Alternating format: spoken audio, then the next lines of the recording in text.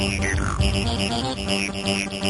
CMT Bowl and Tray Kit allows you to make beautiful divided bowls and trays like this and this.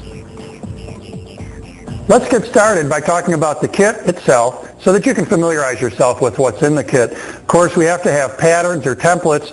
These patterns are what define the shape of bowl or tray that you're going to be able to make.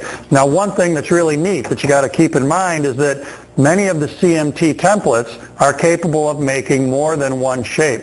So with just a little bit of imagination, you'll be able to look at a template like this and really increase the vocabulary of shapes that you can create with just this one shape. So give that some thought. We'll talk more about that later. Additionally in the kit, there is a bowl and tray router bit. The router bit is used, of course, to cut the wood out of the inside, excavate that material out so that you can hollow out the interior. Also included is a collet extension.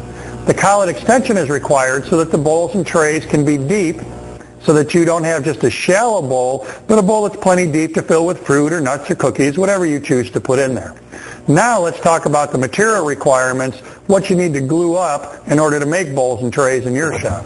Carefully glue the material together, keeping it nice and flat. Use thick material in order to make deep bowls and trays.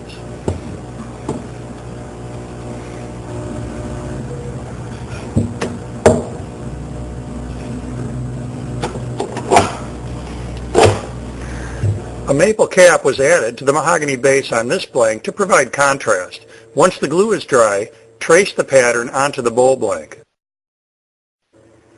Once the template shape is completely transferred to the bowl blank, you can head for the drill press. Use a Forstner bit mounted in the drill press to remove as much waste as possible from the interior of the bowl.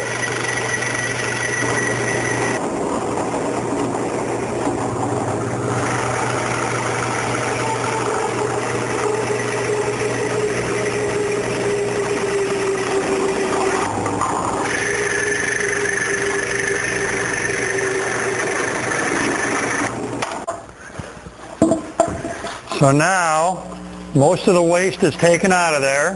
Now we're done with the drill press. We're ready to route the rest of the waste out of this. Add an extension base to your router so the base can completely span the recesses in the bowl and tray template.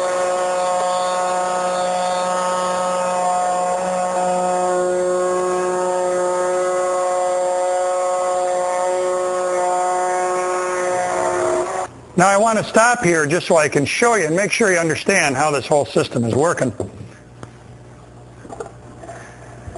On that first pass, the ball bearing traced the pattern. So there's just a little bit of a cut right here that the bit started to penetrate down into my bowl blank itself. So we've traced the pattern there.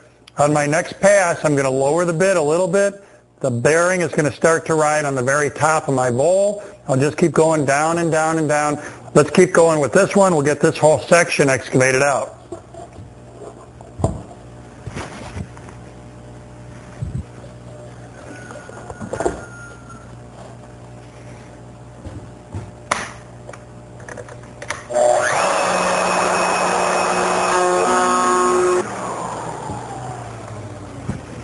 Now you can really see what's happening here.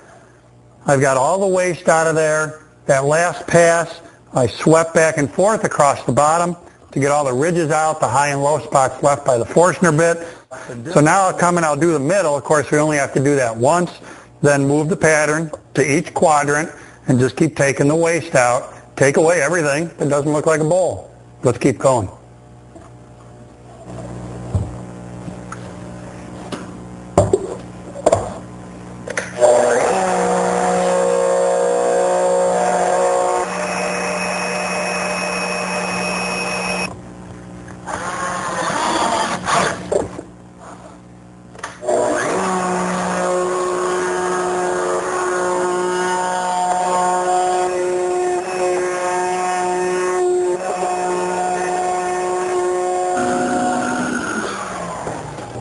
There we go.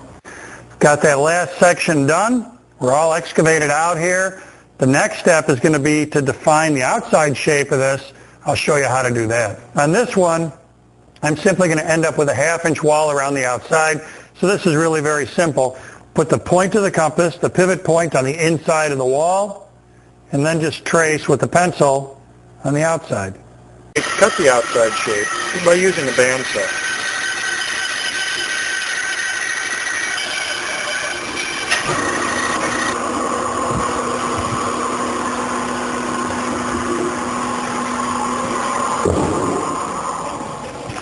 Well, there we've got the rough outside shape of the bowl. Bandsaw marks all around there, a little bit irregular. So the next step, every woodworker's favorite, we got to do some sanding. A stationary disc sander or belt sander provides one of the easiest ways to sand the outside of the bowl. Follow the disc sander with a random orbit sander, or if you don't own a disc or belt sander, go straight to the random orbit for sanding the exterior. Flexible discs like this, designed for sanding bowls on the lathe, work great on the bowl interior. Sand the bottom and sides of the bowl to remove any machining marks left behind by the router bit. Once most of the sanding is complete, ease the corners, inside and out, using a round over bit in the router table.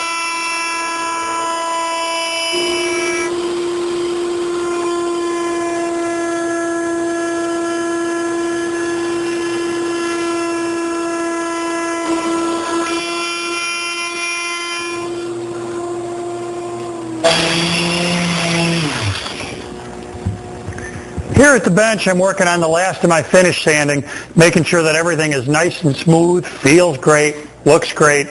This project is just about ready for finish. Let's look at some other projects here. This is the other template that comes with the kit, and it's used to make a big oval like this one. So with this template, you're going to use it like this, and then to get that angle in there, simply pivot the template. That's going to provide the other side. So this one's pretty far along. It's ready for this side to get routed, then sanding, cut the outside shape. Now remember earlier I was telling you how some of these patterns can be used in a variety of different ways. So for instance, let's have a look at what we've got here. Of course, in this case, I made 4 quadrants in this bowl by using the pattern 4 times. Another way to use this same pattern would be to only use it once. That gives me a little chip and dip cup, kind of a single serving size. So that's another way that you could use this. We could also take this same pattern and use it here and here with my 2 chip trays being 180 degrees apart. So don't just get married into the ideas that I've got here. There are a variety of ways you can use these templates. Make sure that you're really taking advantage of them, using them every way you can.